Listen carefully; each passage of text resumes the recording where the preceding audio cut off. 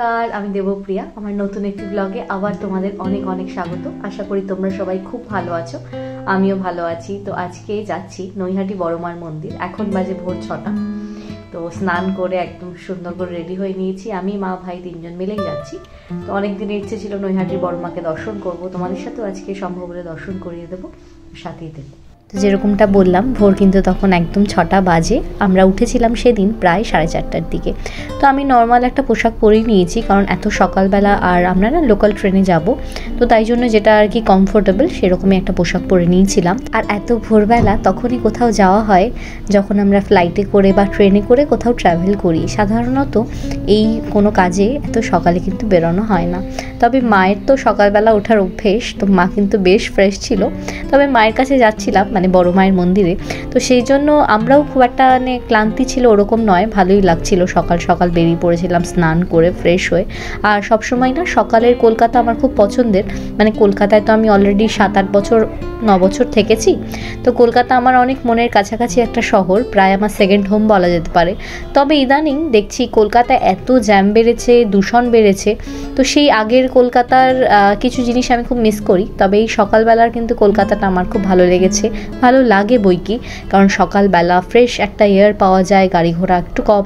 তো আমরা কিন্তু প্রথমে শিয়ালদায় ট্যাক্সি নিয়ে নিয়েছিলাম, হলুদ ট্যাক্সিগুলো। তো শিয়ালদার থেকে তারপর আমরা নৈহাটি লোকাল করে মায়ের মন্দিরে পৌঁছে গেছিলাম, সেটাও তোমাদের সাথে শেয়ার করেছি। আর একটা কথা, সেটা হলো হলুদ ট্যাক্সিতে তোমরা কারা কারা চড়তে ভালোবাসো বলো তো। আসলে এখন ওলা উবেরের যুগ চলে এসছে, তবুও কোথাও জানি একটা আমি সেই হলুদ ট্যাক্সিতেই আটকে রয়েছি। আর অটো চড়তে আমার ভালো লাগে। লোকাল ট্রেন অনেক দিন পরে চড়ছি, এটা আমারই পুরো প্ল্যান ছিল। ইচ্ছে হলে কিন্তু গাড়ি নিয়ে যাওয়াই যেত, কিন্তু প্রথমত জ্যামে আটকাতে হবে এবং ট্রেনে অনেকটা সুবিধে আমার মনে হয়। আর সকালবেলা মাকে নিয়ে যাচ্ছি, তো ভিড় যাতে কম থাকে সেরকম ট্রেনই আমরা দেখেছিলাম। আর এখানে তো এই টিকিট কাটার ব্যবস্থা অনেক বছর থেকেই আছে, এখন আর লাইনে না দাঁড়ালেও হয়, এই কম্পিউটার থেকে কেটে নেওয়া যায়। তো আমরা এখান থেকেই 3টে টিকিট কেটে নিয়েছিলাম, একবারে রিটার্ন। তবে আমি যেরকম বললাম তোমাদের, ওলা উবের তো ইউজ করা হয়, তবে আমি সবসময় পাবলিক ট্রান্সপোর্টগুলো খুব ভালোবাসি ইউজ করতে। জানি না, এখনও এত বড় হয়ে গেছি, কলেজ লাইফে বেশি করে পাবলিক ট্রান্সপোর্ট ইউজ করেছি, তবু এত বড় হয়ে যাওয়ার পরও কোথায় জানি এই জিনিসগুলো আমার মনের খুব কাছাকাছি। আমার মতো কজন আছো জানিও তো লিখে। তারপরে মা কিন্তু দেখতে দেখতে চলে যাচ্ছিল। মা লোকাল ট্রেনে এ নিয়ে মনে হয় 2বার চললো। আসলে মা তো কোচবিহারে থাকতো, খুব রিসেন্ট 1-1.5 বছর হলো কলকাতায় এসছে। আর যেখানেই যাওয়া হয় ওই ওলা উবের করেই ভাই মাকে নিয়ে যায়। তো মা কিন্তু বাইরেটা বেশ ভালো করে এনজয় করছিল। আর শিয়ালদা থেকে নৈহাটি প্রায় 21খানা স্টেশনের মতো, তো অনেকটা পথ।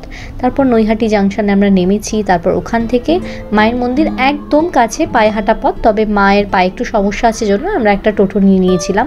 আর নৈহাটিতে কলেজ লাইফে আমি এসেছি 2বার, কারণ আমার এখানে একজন বান্ধবী ছিল, তার বাড়ি ছিল। তো আমরা এখানে এসেছি, ঘুরেছি। এখানে এক বঙ্কিমচন্দ্রের বাড়িও আছে জানো, তো সেখানেও কিন্তু আমার যাওয়া হয়েছিল। তো আজকে শুধু বড় মায়ের উদ্দেশ্য করেই আসা, মাকে নিয়ে স্পেশালি মায়ের জন্যই এই প্ল্যানটা আমি করেছিলাম।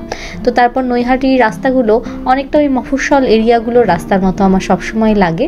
এবং মফস্বল বলে নয়, কেষ্টপুরে যেখানে আমরা আপাতত আছি, তো সেই জায়গার রাস্তাগুলো কিন্তু অনেকটা এরকম, দুপাশ জুড়ে দোকান, প্রচুর রাস্তায় লোকজন, ভিড়, গাড়ি ঘোড়া।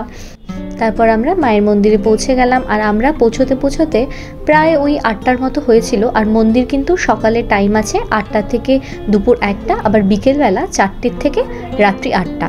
তো আমরা এখানে নেমে, এখানে না যেরকম ফুলের দোকান, মিষ্টির দোকান, প্রসাদের দোকানগুলো রাস্তায় বসে, এবং তুমি যখনই টোটোর থেকে নামবে তোমাকে মানে কে তাড়াতাড়ি ধরতে পারে। তো সব মন্দিরের কাছাকাছি এই জিনিসগুলো কিন্তু হয়, এটা নতুন নয়। তো এই যে একজন ভদ্রমহিলা, ইনি আমাদের ধরেছিলেন আর কি, যে এখান থেকে নিতে হবে।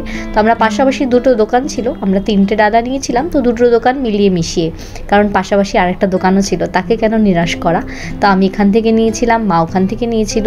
আর এই যে দেখো টেবিলের নিচে জুতো রাখার জায়গা, মানে মন্দিরের সামনে রাখলে অনেক সময় তো হারিয়ে যাওয়ার ভয় থাকে।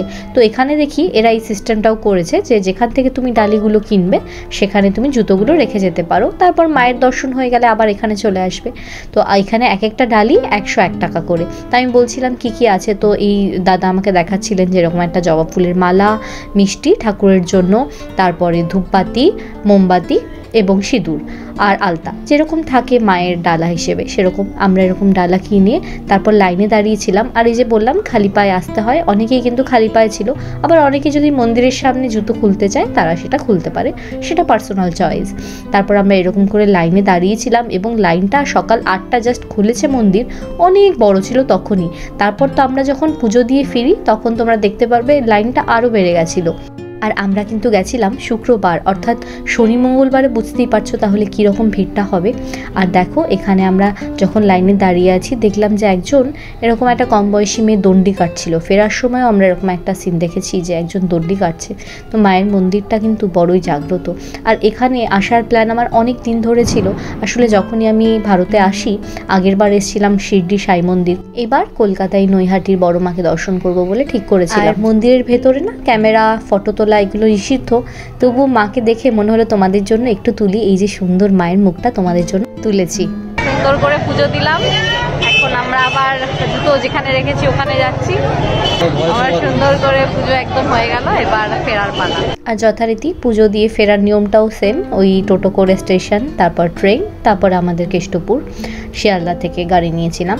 তো আমরা কিন্তু এই যে দেখো যখন ফিরছি লাইনটা এত বড় হয়ে গেছিলো, মানে সাধারণ একটা দিনে মাকে দেখবে বলে কত দর্শনার্থী দূর দূরান্ত থেকে এসছে। আর আমরাও কিন্তু অনেক দূর থেকে এসেছিলাম, মানে কেষ্টপুর থেকে নৈহাটি বেশ কিন্তু ভালো ডিস্টেন্স। তো আমরা কিন্তু সাকসেসফুলি পুজোটা দিতে পেরেছি এবং ভেতরের সিস্টেম আমি বলবো খুবই ভালো, তো কোনো হ্যাসেল পোহাতে হয় না। তারপর স্টেশনে এসে ভাই আর মা চা বিস্কিট এগুলো খেয়েছে, আমি বাইরের চাটা খুব একটা খাই না, তো আমি কিন্তু খাইনি। তারপরে সকালের টাইম যেহেতু, ওখান থেকে পুরি তরকারি আমরা খেয়ে নিই, তারপর আবার ট্রেনে উঠেছিলাম এবং আসা যাওয়া দুসময় কিন্তু আমাদের ট্রেনে ফাঁকা ছিল।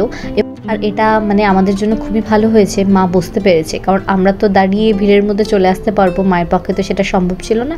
তো আমরা অবশ্য সেই জন্য এরকম টাইমটা চুজ করেছিলাম। বিকেলের স্লট হচ্ছে মাকে দর্শন করার 4টে থেকে 8টা, সে সময় কিন্তু ওই অফিসের ভিড় টিড় থাকে, ওই জন্য আমরা সকালটা চুজ করেছিলাম।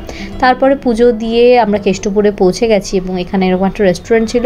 দুপুর হয়ে গেছিলো প্রায় 12:30টার মতো, খিদেও পেয়েছে, তো আমরা কিন্তু এরকম একটা রেস্টুরেন্টে থালি নিয়েছিলাম, মায়ের জন্য ভেজ থালি এবং আমাদের জন্য ভাত এবং বাটার পনির মশালা। কারণ আজকে পুজো দিয়েছি, ওই আমিষ খেতে মন চাইলো না, তো তাই জন্য আমরা নিরামিষটাই চুজ করেছিলাম। আর রেস্টুরেন্টটাও একটা ভেজ রেস্টুরেন্ট, মানে কেষ্টপুরে যারা আছো বা যারা চেনো তারা গুপ্তাস ভেজ, এই ভিআইপি মোড়ে একটা দোকান আছে, বেশ ঘরোয়া খাওয়া দাওয়ার, তো ভালোই লেগেছে। আমরা কিন্তু এখানে একদম পেট ভরে খেয়ে নিয়েছি। তারপর বাড়ি গিয়ে ফ্রেশ হয়ে রেস্ট নেব, তো ওই জন্য মারও যাতে কোনো ঝামেলা না হয়, কারণ এখানে এসে রান্না কিন্তু মাই করে, আমার রান্না থেকে একেবারেই ছুটি। তো তাই জন্য মা আমাকে যেহেতু করতে দিচ্ছে না, তাই আমি চেষ্টা করেছি সেদিন যেন মায়ের কোনো কষ্ট না হয়।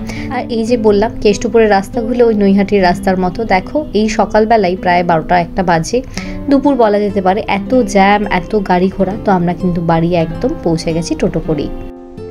বাড়ি আসলাম, এসে একটু রেস্ট নিয়েছি, কারণ সকাল থেকে একদম ভোর থেকে চলছে। তারপরে আমরা একটু খেয়ে নিয়ে রেস্ট নিলাম। তো আজকে ছোট্ট একটা ব্লগ তোমাদের জন্য করেছি, আশা করি তোমাদের ভালো লেগেছে। ভিডিওটা যদি ভালো লেগে থাকে please do like, comment, share and subscribe to my YouTube channel. এভাবেই তোমরা আমাকে ভালোবাসতে থেকো। আর কিছুদিন পরে আবার শ্বশুরবাড়ি ফেরা, সবকিছুই তোমাদের সাথে শেয়ার করছি। তোমরা খুব ভালো থেকো, সুস্থ থেকো। দেখা হচ্ছে পরবর্তী একটা ইন্টারেস্টিং ব্লগের সাথে। ততক্ষণ সবাই খুব ভালো থেকো। Bye, good night.